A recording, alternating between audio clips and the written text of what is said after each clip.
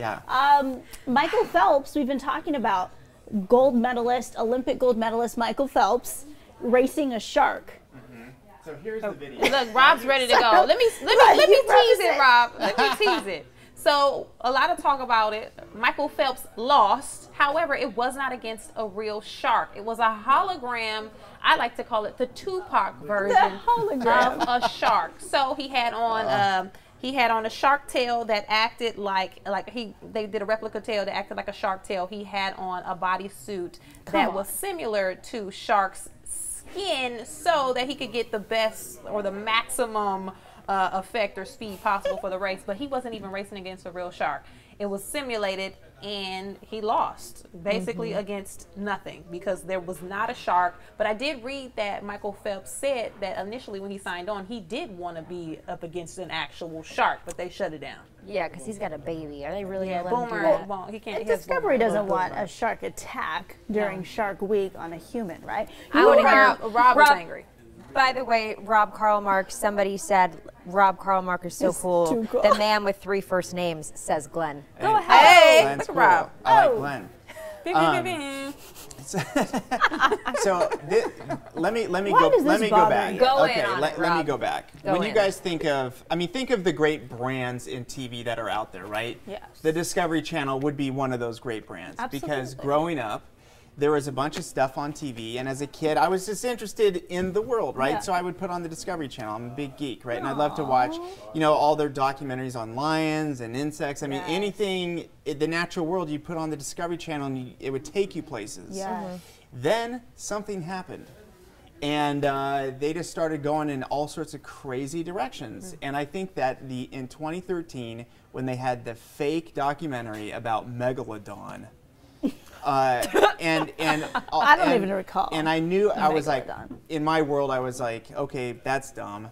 But then when I was doing a school talk, all the kids wanted to do was to ask me, the meteorologist, science guy, about, well, why, I saw the show, like, I'm pretty sure Megalodon still exists. Like, what is and the Megalodon? I saw it, and they just wanted to talk Megalodon, which I think that's cool that kids want to talk about Megalodon, which is a gigantic shark, which doesn't exist anymore, but they still find teeth. But they once existed? So it was real at one time? Yeah, but they did a fake documentary where this fisherman's out there and then something stealing. Yeah, so anyway, they're blurring the lines between reality and something that's fake, and I think it's just confusing. Now, to an adult who spends an abnormal amount of time thinking about these things, I can immediately say that that's fake and that's real, but for everybody else, it gets confusing. And then when you watch this, it was built. Yeah, it was billed as that he was actually going to race a shark, which that would make TV history, and that would be something, and that would be a huge achievement.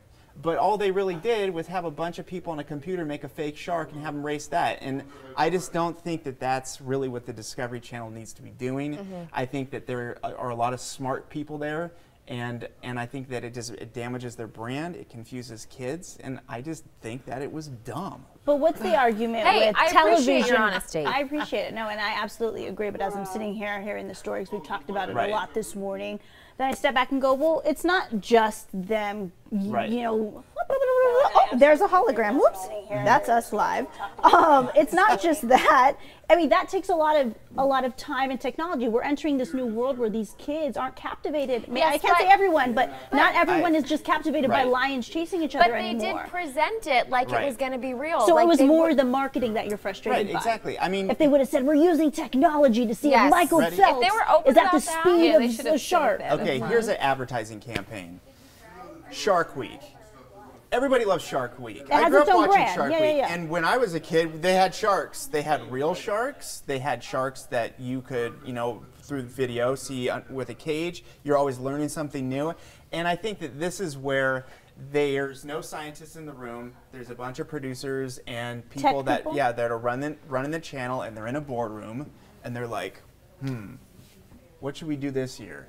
I don't know. Who do we have? Carl, what's your idea? Let's have a shark race. Michael Phelps. He's good at swimming, right?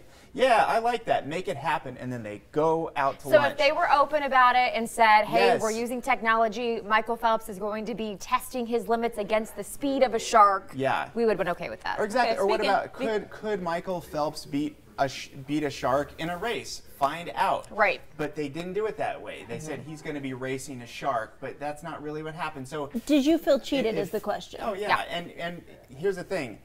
Forget about me, right? The guy with 3 first names. Who cares about this guy? Except Glenn. Glenn, I like you. Glenn's cool. But the reaction from the world expressed via Twitter is outrage, and they feel like they totally got scammed, and it hurts the brand.